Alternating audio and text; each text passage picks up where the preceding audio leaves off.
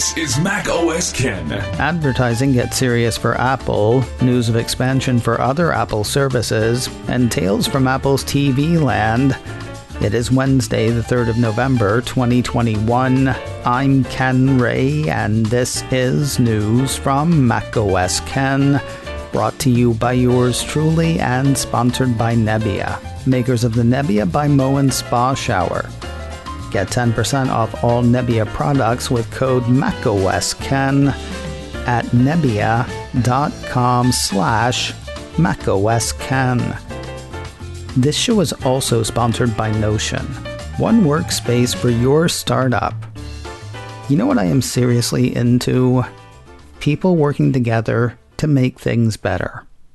Notion facilitates that in a couple of ways. First, Notion is an all-in-one team collaboration tool that combines note-taking, document sharing, wikis, project management, and much more into one space. Everyone's together, eyes on the prize. What's just as cool, though, lots of businesses and startups have already put Notion to work. That worldwide network of millions of users has created templates and tutorials that they have shared to help you and other Notion users.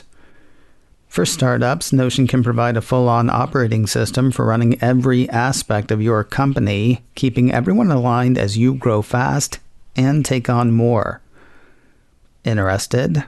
Want to find out more? Notion is running a special offer just for startups. Get up to $1,000 off Notion's team plan by going to notion.com/startups. To give you a sense, that is almost a year of free Notion for a team of 10. Again, that's notion.com/startups to receive up to $1,000 in free credit to use Notion with your team. That's up to $1,000 value when you go to notion.com/startups. Remember the Apple advertising story from the Financial Times a couple of weeks back? The one that said Apple's advertising business has more than tripled its market share in the 6 months after it introduced privacy changes to iPhones that obstructed rivals, including Facebook, from targeting ads at consumers. Guess what makes up the strongest part of Apple's services segment today? Quoting a piece from Apple Insider, Apple's latest 10K form acknowledges some additional App Store risks and also indicates that advertising is now the strongest revenue driver for the company's services business. Morgan Stanley analyst Katie Huberty has had a look at the 10K and penned a note to clients in response. It was apparently from that Apple Insider was working. Indications in the piece are that advertising clocked in as the largest driver of services revenue growth, coming in first ahead of the App Store and Apple's cloud services. In 2020, the App Store was the category's largest driver. The piece does point out that Apple's ad segment includes payments that Google makes to Apple to stay the default search engine in iOS, so it's not all money that advertisers are spending in the wake of Apple's implementation of app tracking transparency. Still seems possible/likely that questions will be asked by regulators. Speaking of whom, Apple Insider has Huberty indicating that Apple added more granular risk to its 2021 10K form, specifically related to the App Store. Apple lists the European Union's proposed Digital Markets Act, which would require Apple to make changes to its App Store business model. Apple has also cited several ongoing antitrust investigations as risks. None of this has changed Huberty's stance on the Cupertino company. She's still got an overweight rating on Apple shares. Her price target on the shares is $164. The court will hear Apple's appeal in the Epic case next week. One of the rulings handed down by U.S. District Judge Yvonne Gonzalez-Rogers over the summer said that Apple could not keep developers from letting customers know that they could pay cheaper prices for subscriptions, content, and stuff like that outside the App Store. Of course, Apple is just sort of, kind of, barely allowing that at this point. According to a piece from Apple Insider, back in October, Apple slightly loosened its anti-steering provisions. More specifically, it removed the App Store developer guideline prohibiting developers from using customer contact information to promote alternate payment systems. That differs from the court's decision, which would force Apple to allow in-app buttons or links to outside payment platforms. Currently, that change is set to go into effect on the 9th of December, though Apple Insider says the judge will hear Apple's appeal 1 month ahead of that. According to the report, in addition to Apple's appeal, its motion to stay would delay the injunction until a later date. The U.S. District Court on Tuesday has decided that it will hear Apple's stay motion on Tuesday, the 9th of November, at 2 p.m. Pacific, via Zoom. You bring the popcorn, and I will have some of your popcorn, please. Put some more pins in the Apple Pay map. 9to5Mac says Apple's contactless payment solution has gone live in Colombia, Costa Rica, and Azerbaijan. According to the report, Banco Colombia is supporting Visa and MasterCard cards in Colombia. Banco Promerica, BAC Credimatic, and BCR are supporting credit cards in Costa Rica. And Capital Bank, ABB, and Unibank Sanin Banking are supporting Apple Pay in Azerbaijan. As had been announced last week, Apple One Premier has hit several countries at once. iMore says Apple's bundle of services has gone live in Austria, Brazil, Colombia, France, Germany, Indonesia, Ireland, Italy, Malaysia, Mexico, New Zealand, Portugal, Russia, Saudi Arabia, Spain, Switzerland, and the UAE. The bundle was already live in Australia, Canada, the UK, and the US. Pluses and minuses from this bundle. Getting added today is Apple Fitness Plus. That's going live for the 15 countries that didn't already have access. As for the minus, Apple News Plus will not be making additional trips overseas. Last week's reports about the expansion indicated that News Plus stays where it is, limited to Australia, Canada, the UK, and of course, the US. From services expanding out to content as a service coming in, Apple Insider has word of a couple of new providers for Apple Podcast subscriptions. According to the piece, both the BBC and Slate have joined Apple's paid podcast roster. Apple is upgrading its loaner phones. If you take your iPhone to Apple for repair, and that repair is going to take a while, the company will arrange a temporary phone for you to use while yours is being seen to. Until now, Apple's loaner device has been an iPhone 8. Starting Thursday of this week, though, iDownload blog says the temporary replacement phones are shifting to iPhone XR. Apple sent another couple of older devices to live on a farm. Mac Rumors says the 4th generation iPad has been deemed obsolete by the Cupertino company.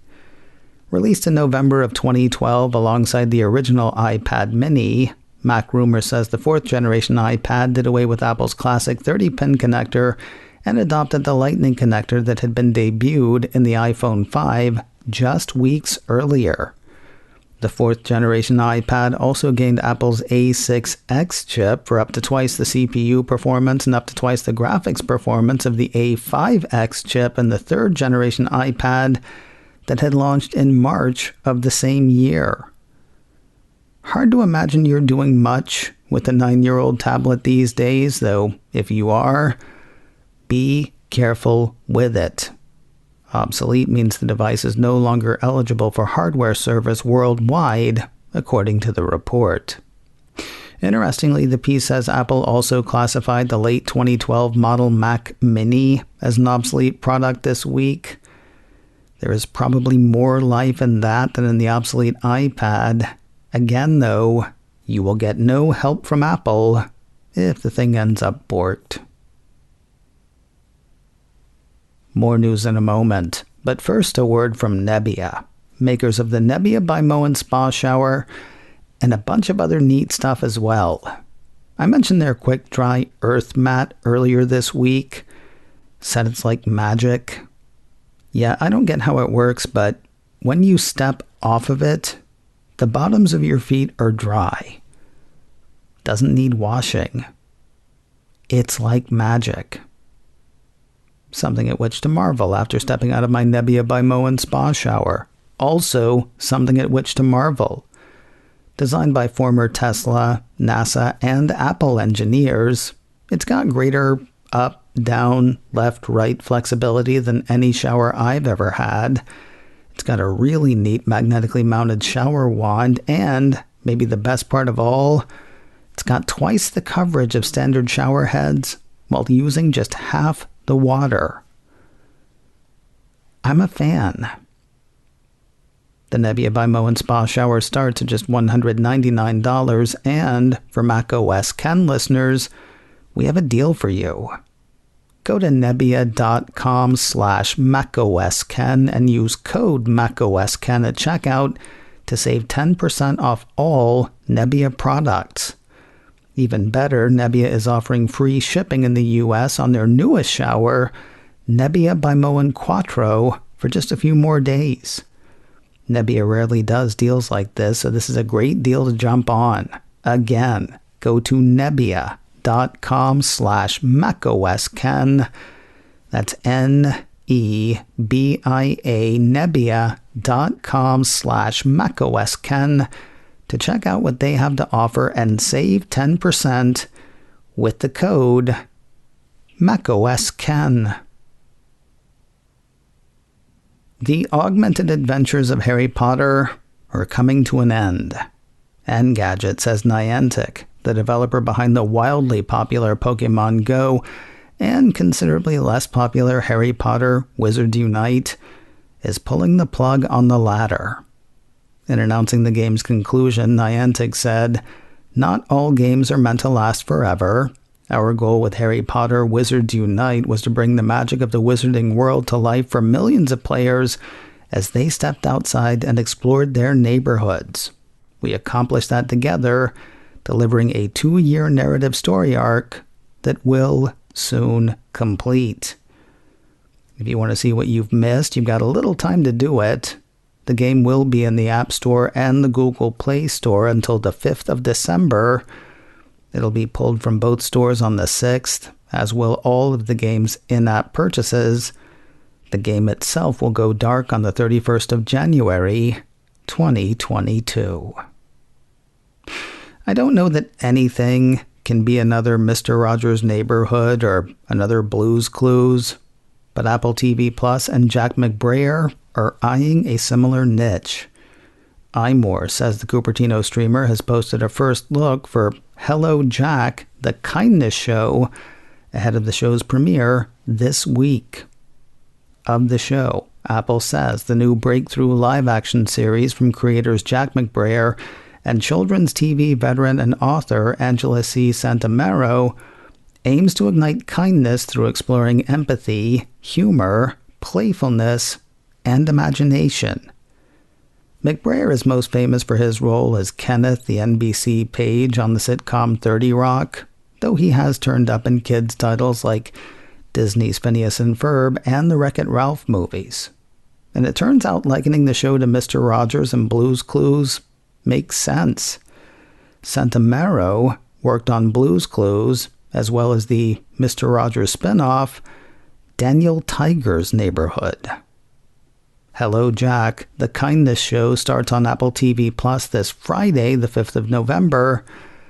You can catch the first look promo on YouTube. More star power is headed to the high desert. That's a comedy series in production for Apple TV Plus, headlined by Patricia Arquette and a boatload of other celebrities. Describing the series, Variety says High Desert follows Peggy, played by Arquette, an addict who decides to make a new start after the death of her beloved mother, with whom she lived in the small desert town of Yucca Valley, California. She makes a life-changing decision to become a private investigator. The article lists 6 new cast members, including Matt Dillon from The Outsiders, Rupert Friend of Homeland, Waruche Opia from I May Destroy You, Brad Garrett from Everybody Loves Raymond, Christine Taylor from Zoolander, and Bernadette Peters from, let's go with The Jerk. Yeah, okay, I know, but seriously, how do you pick from everything Bernadette Peters has done? See also Matt Dillon. Peters plays Peggy's mom in the series, who, you may remember, is dead. That's what prompts the change in Peggy's life. No word on when the series will premiere, but I will tell you this. I will definitely be there for it when it does. And finally today, are 2 Mariah Carey Christmas specials better than one? Apple TV Plus seems to think so. On the heels of last year's Mariah Carey's Magical Christmas special, the Cupertino streamer has issued a press release announcing Mariah's Christmas, The Magic Continues. According to the release, the new special will bring multi-platinum, multi-Grammy award-winning icon Carey together with Grammy-nominated worldwide artist Khaled and Grammy-winning legend Kirk Franklin for the first and only performance of their new single, Fall in Love at Christmas, on Apple TV+. You know, this whole thing is starting to sound a bit commercial. Still, I am looking forward to next year's Mariah's Christmas 3, The Quickening. Or is it The Dream Warriors? Oh, The Search for Snoop. No word on when the new special will hit. I'm guessing sometime before Christmas. Coming up in a few minutes, a new year is just around the corner. Or maybe the corner after that. Anyway, Brian Chaffin, editor-in-chief of the Mac Observer, joins us to tell us what he hopes for and expects from Apple in 2022. The show is called In a Few Minutes. Find it and listen wherever you get podcasts. macOS Ken, brought to you by me and sponsored by Notion. One workspace for your startup. Get up to $1,000 off at notion.com/startups. This show is also sponsored by Nebbia. Get 10% off all Nebbia products with code MacOSKen at nebbia.com/MacOSKen. Advertising handled by Backbeat Media. Online at backbeatmedia.com. You can reach me a couple of ways. Info at macosken.com or call 716-780-4080. Until next time, that is news from macOS Ken.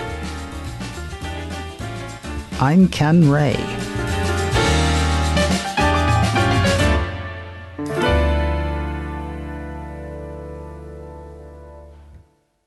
Ciao.